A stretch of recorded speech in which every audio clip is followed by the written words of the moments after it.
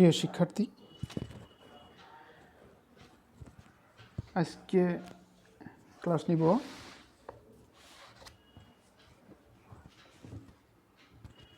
আমাদের অর্থনীতি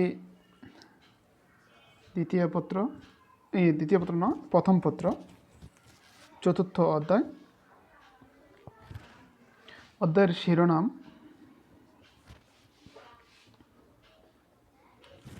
বাজার। আজকের আলোচনা শেষে তোমরা যে বিষয়গুলো শিখতে পারবে বা জানতে পারবে তা হলো মুদ্রা বাজার ও মূলধন বাজার কী।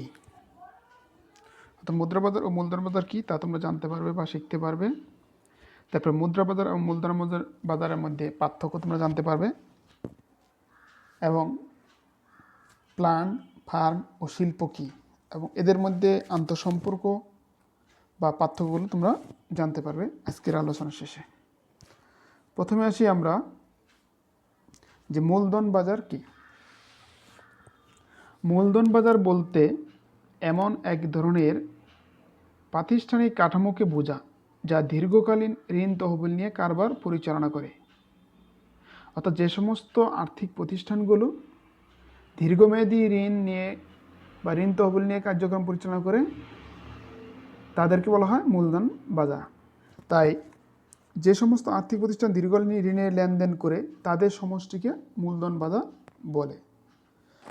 আচ্ছা, উদাহরণস্বরূপ আমরা বলতে পারি যারা বাংলাদেশ ডেভেলপমেন্ট ব্যাংক, বিমা কোম্পানি ইত্যাদি, এগুলো কি মূলধন বাজারের অংশ বা মূলধন বাজারের কি প্রতিষ্ঠান। এই প্রতিষ্ঠানগুলো কী করে দীর্ঘমেয়াদী ঋণ প্রদান করে থাকে, যা কলকারখানা স্থাপন, ভারী যন্ত্রপাতি ক্রয়, উন্নয়ন প্রকল্প, অর্থসংস্থান ইত্যাদি কাজে নিযুক্ত করা হয়। অর্থাৎ এ ধরনের প্রতিষ্ঠানগুলো কোথায় বিনিয়োগ করে? সাধারণত ভারী শিল্প স্থাপন বা ভারী যন্ত্রপাতি স্থাপন বা ক্রয়, তারপর বিভিন্ন উন্নয়ন প্রকল্পে দীর্ঘমেয়াদী ঋণ দিয়ে থাকে।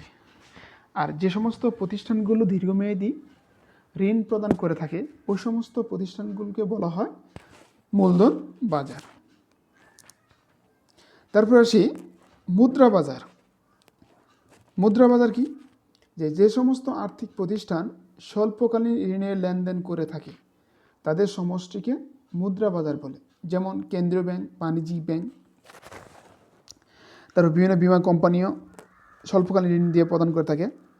তারপর বিনিময় বিল, ট্রেজারি বিল, ঋণপত্র, অঙ্গীকারপত্র ইত্যাদি মুদ্রা বাজারে আর্থিক দলিলপত্র হিসেবে ব্যবহৃত হয়। তাহলে যে সমস্ত আর্থিক প্রতিষ্ঠানগুলো স্বল্প মেয়াদি বা স্বল্পকালীন বা স্বল্প সময়ের জন্য ঋণ প্রদান করে থাকে তাদেরকে বলা হবে মুদ্রা বাজার। তার মধ্যে উদাহরণস্বরূপ কী বলতে পারেন, যেমন কেন্দ্রীয় ব্যাংক, বাণিজ্যিক ব্যাংক। কেন্দ্রীয় ব্যাংক কি? বাংলাদেশের কেন্দ্রীয় ব্যাংক হলো বাংলাদেশ ব্যাংক। বাণিজ্যিক ব্যাংকগুলো কি? বিভিন্ন বাণিজ্য ব্যাংকগুলো যেমন সোনালী ব্যাংক, রূপালী ব্যাংক, জনতা ব্যাংক, ডাচ বাংলা ব্যাংক, বিভিন্ন প্রাইভেট ব্যাংকগুলোও কি স্বল্পকালীন ঋণ প্রদান করে থাকে। আর এদের সমষ্টিকে বলা হবে মুদ্রা বাজার। আর এই মুদ্রা বাজারের দলিলপত্র হিসেবে ব্যবহার করা হয় কি? যে বিনিময় বিল, ট্রেজারি বিল, ঋণপত্র, অঙ্গীকারপত্র ইত্যাদি, এগুলোকে বলা হয় কি মুদ্রা বাজারের দলিলপত্র হিসেবে ব্যবহার করা। তাহলে যে সকল প্রতিষ্ঠানগুলো স্বল্পকালীন বা স্বল্প সময়ে যে ঋণ প্রদান করে থাকে তাদেরকে কি বলা হবে? মুদ্রা বাজার। তারপর আসি আমরা যে মুদ্রা বাজার এবং মূলধন বাজারের মধ্যে পার্থক্য। তাই মুদ্রা এবং মূলধন বাজারের মধ্যে পার্থক্যগুলো আমরা যদি আলোচনা করি তাহলে দেখা যায় যে নিম্নত পার্থক্য দেখা যায়। এক নম্বর হলো যে সময়গত পার্থক্য। তাহলে মুদ্রা বাজার এবং মূলধন বাজারের মধ্যে প্রথম যে পার্থক্যটা আমরা লক্ষ্য করতে পারি তা হলো সময়গত পার্থক্য। সময়গত পার্থক্য মধ্যে কি? যে মুদ্রা বাজার স্বল্প মেয়াদী ঋণ নিয়ে কারবার করে। অর্থাৎ যে সমস্ত বাজারে স্বল্পকালীন বা স্বল্প সময়ের ঋণ প্রদান করে তাদেরকে বলা হয় কি মুদ্রা বাজার। অর্থাৎ মুদ্রা বাজার স্বল্প মেয়াদী ঋণ নিয়ে কারবার করে। আর মূলধন বাজার দীর্ঘমেয়াদী ঋণ নিয়ে কারবার করে। অর্থাৎ দীর্ঘকালীন ঋণ প্রদান করে থাকে কোন বাজারে? মূলধন বাজারে। এটি হলো এক নম্বর পার্থক্য। দুই নম্বর পার্থক্য হলো যে লেনদেনের উপাদান। মুদ্রা বাজারে লেনদেনের উপাদান হিসেবে ব্যবহার করা হয় যেমন বিভিন্ন বিল অফ এক্সচেঞ্জ, প্রতিজ্ঞাপত্র, ট্রেজারি বিল, স্বল্পমেয়াদী সরকারি বন্ড ইত্যাদি ঋণপত্রে লেনদেন হয়। আর দীর্ঘমেয়াদী বাজারে মানে মূলধন বাজারে যে উপাদানগুলো ব্যবহার হলো শেয়ার, ডিবেঞ্চার প্রভৃতি দীর্ঘমেয়াদী ঋণপত্র। অর্থাৎ দীর্ঘমেয়াদী ঋণপত্রগুলো এ জায়গায় কি উপাদান হিসেবে কাজ করে। 3 নম্বর পার্থক্য হলো অন্তর্ভুক্ত প্রতিষ্ঠান। মুদ্রাবাজারের অন্তর্ভুক্ত প্রতিষ্ঠানগুলো হলো যে বাণিজ্যিক ব্যাংক, বীমা কোম্পানি, বাট্টা দানকারী প্রতিষ্ঠান, বিলের দালাল, বৃহৎ শিল্প প্রতিষ্ঠান, এগুলো কি মুদ্রা বাজারে। আর মূলধন বাজারের উপাদানগুলো কি, প্রতিষ্ঠানগুলো কি, যে বিশেষ বিনিয়োগ ব্যাংক, শিল্প ঋণ সংস্থা, বৃহৎ ঋণ প্রকল্প ঋণ সংস্থা, স্টক এক্সচেঞ্জ। প্রিয় শিক্ষার্থী, আমাদের শিল্প ব্যাংক এবং শিল্প ঋণ সংস্থা দুটি সমন্বয়ে এখন যে ব্যাংক গঠিত সেটা হলো বাংলাদেশ ডেভেলপমেন্ট ব্যাংক। আর বাংলাদেশ ডেভেলপমেন্ট ব্যাংক কি, মূলধন বাজারের একটি প্রতিষ্ঠান। 4 নম্বর পার্থক্য হলো যে মূলধনের উৎস, ব্যক্তি বা প্রতিষ্ঠানের জমাকৃত অর্থ। অর্থাৎ মুদ্রা বাজারের মূলধনের উৎস হলো ব্যক্তি ও প্রতিষ্ঠানের জমাকৃত অর্থগুলো হলো মুদ্রা বাজারের মূলধনের উৎস। আর মূলধন বাজারের প্রতিষ্ঠানের নিজস্ব ইস্যুকৃত ঋণপত্র হলো মূলধনের উৎস। তাহলে মূলধনের উৎস কোনটি? মূলধন বাজারের মূলধনের উৎস হলো প্রতিষ্ঠানের নিজস্ব ইস্যুকৃত ঋণপত্র। আচ্ছা, তারপরে 5 নম্বর পার্থক্য হলো যে এদের কার্যক্রমগত পার্থক্য কী? কার্যক্রম হলো যে মুদ্রা বাজারে বিভিন্ন সরকারি আর্থিক প্রতিষ্ঠান ও ব্যক্তির স্বল্পকালীন অর্থের চাহিদা পূরণ করে। তাহলে কী করেন, যে বিভিন্ন সরকারি আর্থিক প্রতিষ্ঠান ও ব্যক্তি স্বল্পকালীন অর্থের চাহিদা পূরণ করে কোন বাজার? মুদ্রা বাজার। আর শিল্প কারখানা উন্নয়ন, ভারী যন্ত্রপাতি ক্রয়, উন্নয়ন প্রকল্পের দীর্ঘমেয়াদী ঋণ, এগুলো কোথায় থেকে পাই আমরা? মূলধন বাজারে। তাহলে মূলধন বাজারে শিল্প কারখানা উন্নয়ন, ভারী যন্ত্রপাতি ক্রয়, উন্নয়ন প্রকল্পের দীর্ঘমেয়াদী ঋণ প্রদান করে কোন বাজার? মূলধন বাজার। 6 নম্বর পার্থক্য হলো যে উদ্দেশ্য। মুদ্রা বাজারের স্বল্পকালীন উন্নয়ন সাধন, অর্থাৎ স্বল্পকালীন উন্নয়ন সাধন হলো মুদ্রা বাজারের প্রধান উদ্দেশ্য। আর মূলধন বাজারের প্রধান উদ্দেশ্য হলো দীর্ঘকালীন উন্নয়ন সাধন, অর্থাৎ দীর্ঘকালীন উন্নয়ন সাধন করে কোন বাজার? মূলধন বাজার। আর স্বল্পকালীন উন্নয়ন সাধন করে মুদ্রা বাজার। এগুলো হলো কি, মুদ্রা বাজার এবং মূলধন বাজারের মধ্যে আমাদের পার্থক্য। প্রিয় শিক্ষার্থী, তাহলে আমরা খুব সহজেই বুঝতে পারতেছি যে মুদ্রা বাজার এবং মূলধন বাজারের মধ্যে মৌলিক পার্থক্য কোনটি।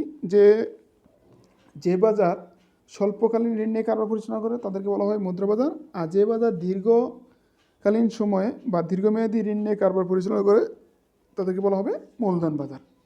এগুলো কি, এগুলোর মধ্যে হলো মূলধন বাজার এবং মুদ্রা বাজারের মধ্যে পার্থক্য। তারপরে আসি আমরা যে ফার্ম, শিল্প, প্লান্ট, এগুলো কি, অর্থাৎ যেমন প্লান্ট কি, ফার্ম কি, শিল্প কি। প্রথমে আসি যে প্লান্ট কি। প্লান্ট হলো কি, যে উৎপাদন কাজে নিয়োজিত একটি ইউনিট বা একককে বলা হয় প্লান্ট। অর্থাৎ উৎপাদনে নিয়োজিত কোনো একটি প্রতিষ্ঠানের কোনো একটি অংশকে বলা হবে প্লান্ট।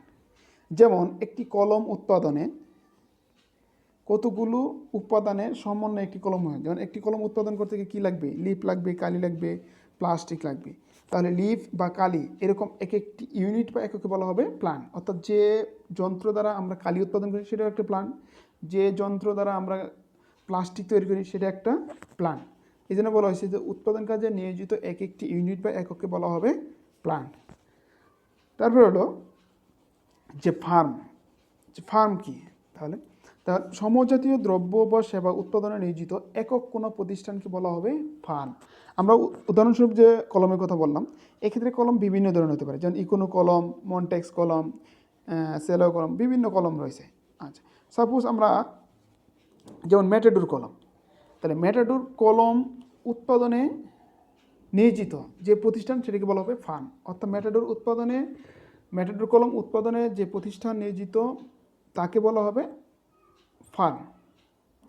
একইভাবে যে ইকোনো কলম যে উৎপাদন করতেছে তা সে ইকোনো একটা ফার্ম। তার মানে কি, যে সমজাতীয় দ্রব্য বা সেবা উৎপাদনে নিয়োজিত একক কোনো প্রতিষ্ঠানকে বলা হবে ফার্ম। তারপর আসি যে শিল্প কী। তাহলে শিল্প হলো যে কোনো সমজাতীয় দ্রব্য বা সেবা উৎপাদনে নিয়োজিত সকল ফার্মের সমষ্টিকে বলা হবে শিল্প। যে শিক্ষার্থী, আমরা উদাহরণস্বরূপ যে বললাম কলমের কথা, এক্ষেত্রে বিভিন্ন ধরনের কলম রয়েছে বাজারে। যেমন উদাহরণস্বরূপ বলি, যেমন ম্যাটাডোর আছে, তারপরে মন্টেক্স আছে, তারপর ইকোনো কলম আছে, ইকোনো ডিএক্স আছে, বিভিন্ন ধরনের কলম আমরা বাজারে দেখতে পাই। সবগুলো কি সমজাতীয়, সবগুলো কি কাজ কি একই, কিন্তু তাদের হয়তো কিছুটা মানে ভেরিয়েশনের পার্থক্য থাকতে পারে, কিন্তু সবগুলো কি প্রায় সমজাতীয়। এই জন্য বলা হয় যে কোনো সমজাতীয় বা প্রায় সমজাতীয় দ্রব্য বা সেবা উৎপাদনে নিয়োজিত সকল ফার্ম। তার মানে কি, তাহলে ম্যাটাডোর একটা যে উৎপাদন করে সে ম্যাটাডোর একটা ফার্ম, ইকোনো যে উৎপাদন করে সেকোনো একটা ফার্ম, আর এগুলোর সমষ্টিকে বলা হবে শিল্প। আর সেই শিল্পের নাম কী হবে? কলম শিল্প। তাহলে কলম শিল্পে যেগুলো প্রতিষ্ঠানগুলো কলম উৎপাদন করে এবং বাজারে কি বাজারজাত করে সেইগুলোর ফার্মের সমষ্টিকে বলা হবে শিল্প। তাহলে আমরা এদের মাঝে যে সম্পর্ক যদি আলোচনা করি তাহলে কেমন হয় আন্তঃসম্পর্ক? যে প্লান্টের সমষ্টিকে বলা হবে ফার্ম, আর ফার্মের সমষ্টিকে বলা হবে শিল্প। তার মানে কি, যে প্লান্ট, ফার্ম, শিল্প একটি আরেকটির কি অঙ্গাঙ্গিভাবে জড়িত বা একে অপরের উপর কি আন্তঃসম্পর্ক রয়েছে, একে অপরের সাথে কি আন্তঃসম্পর্ক বিদ্যমান রয়েছে প্লান্ট, ফার্ম এবং শিল্পের মধ্যে। আচ্ছা, তারপর আসছি আমরা যে ফার্ম ও শিল্পের মধ্যে পার্থক্য। ফার্ম এবং শিল্পের মধ্যে পার্থক্য আলোচনা করতে গেলে আমরা এই পার্থক্যগুলো সাধারণত লক্ষ্য করতে পারি। যেমন সংজ্ঞাগত পার্থক্য। সংজ্ঞাগত পার্থক্য কি? যে সমজাতীয় দ্রব্য বা সেবা উৎপাদনে নিয়োজিত একক কোনো প্রতিষ্ঠানকে বলা হয় ফার্ম। আর অপরদিকে কি, যে সমজাতীয় দ্রব্য বা সেবা উৎপাদনে নিয়োজিত সকল ফার্মের সমষ্টিকে বলা হবে কি শিল্প। তাহলে একটি প্রতিষ্ঠানকে বলা হয় ফার্ম, আর সকল ফার্মের সমষ্টিকে বলা হবে শিল্প। 2 নম্বর পার্থক্য হলো যে প্রতিষ্ঠানের সংখ্যা। প্রতিষ্ঠান যে কোনো নির্দিষ্ট দ্রব্য উৎপাদনকারী একক প্রতিষ্ঠান হলো ফার্ম। তার কি, ফার্মের ক্ষেত্রে একটা মাত্র প্রতিষ্ঠান থাকে। আর শিল্প ক্ষেত্রে কি, যে বাজারে যত ফার্ম আছে সমজাতীয় দ্রব্য উৎপাদনে সকল সমষ্টিকে বলা হবে শিল্প। তাহলে ফার্মে প্রতিষ্ঠানের সংখ্যা হলো একক, কিন্তু একই দ্রব্য উৎপাদনকারী সকল প্রতিষ্ঠানগুলোকে বলা হবে শিল্প। তা শিল্পের সমজাতীয় প্রতিষ্ঠানের সংখ্যা একাধিক। তারপর ব্যবস্থাপনাগত পার্থক্য লক্ষ্য করলে লক্ষ্য করা যায় আমরা যে ফার্ম একক ব্যবস্থাপনায় পরিচালিত, অর্থাৎ একজনের দ্বারা পরিচালিত বা একক ব্যবস্থাপনায় পরিচালিত। আর শিল্প ভিন্ন ভিন্ন ব্যবস্থাপনায় পরিচালিত। তারপরে পরিধি। ফার্মের পরিধি কি সীমিত, কিন্তু শিল্পের পরিধি কি ব্যাপক বা বিস্তৃত। তারপরে যে পার্থক্যটা আমরা লক্ষ্য করতে পারি, যেমন বাজার। একচেটিয়া বাজারে ফার্ম ও শিল্পের মধ্যে কোনো পার্থক্য নেই। কেন পার্থক্য নেই? যে একচেটিয়া বাজারে একটি মাত্র উৎপাদনকারী প্রতিষ্ঠান বা বিক্রেতা থাকে বা বিক্রয়কারী থাকে, এই জন্য ফার্ম এবং শিল্পের মধ্যে কোনো পার্থক্য নেই। কিন্তু পণ্যপ্রতিমূলক বাজারে ফার্ম ও শিল্পের মধ্যে পার্থক্য বিদ্যমান রয়েছে। তারপরেও যোগানগত পার্থক্য। কোনো ফার্মের যোগান সারা বিশ্বে মোট উৎপাদন তুলনায় যৎসামান্য হয়, অর্থাৎ যোগানগত পার্থক্য যে ফার্মের যোগান খুবই কি যৎসামান্য, কিন্তু শিল্পের যোগান কি ফার্মের তুলনায় অধিক। এছাড়াও আরও বিভিন্ন পার্থক্য রয়েছে, যেমন দাম ও উৎপাদন নীতি। ফার্মের দাম উৎপাদন নীতি ক্ষুদ্রতম আঙ্গিকে বিশ্লেষণ করা হয়, কিন্তু শিল্পের দাম উৎপাদনে নীতি বৃহত্তর আঙ্গিকে বিশ্লেষণ করা হয়। তারপরে ফার্ম দাম গ্রহীতা হিসেবে অর্থাৎ প্রাইস ট্র্যাকার হিসেবে অনুমিত, কিন্তু শিল্পের ক্ষেত্রে পণ্যদ্রব্যের দাম নির্ধারণ শিল্প বড় ভূমিকা পালন করে। শিল্পের যোগান ও বাজার চাহিদার সাথে ক্রিয়া প্রতিক্রিয়া করে পণ্যের দাম নির্ধারিত হয়। পরে ফার্মের দাম রেখা কি ভূমিক্ষের সমান্তরাল, কিন্তু শিল্পের দাম রেখা কি চাহিদা এবং যোগানের পারস্পরিক ক্রিয়া প্রতিক্রিয়ার মাধ্যমে যেখানে ভারসাম্য মজুদ হবে সেখানেই দাম নির্ধারিত হবে। আচ্ছা, এগুলো হলো কি আমাদের ফার্ম এবং শিল্পের মধ্যে পার্থক্য। তাহলে আমরা শিক্ষার্থী আমরা খুব সহজে বুঝতে পারতেছি যে মূলধন বাজার, মুদ্রা বাজার কী, তারপরে প্ল্যান্ট, ফার্ম, শিল্প কী, তারপরে ফার্ম, প্ল্যান্ট এবং শিল্পের মধ্যে যে পার্থক্য বা ফার্ম ও শিল্পের মধ্যে পার্থক্য, এগুলো আমরা বুঝতে পারছি। এগুলো আমরা আরও আমরা নিজ নিজ বইগুলো দেখলে আমরা আরও বিস্তারিত জানতে পারবো। প্রিয় শিক্ষার্থী, সবাইকে ধন্যবাদ। আশা করি সবাই ভালো আছো। আল্লাহ হাফেজ।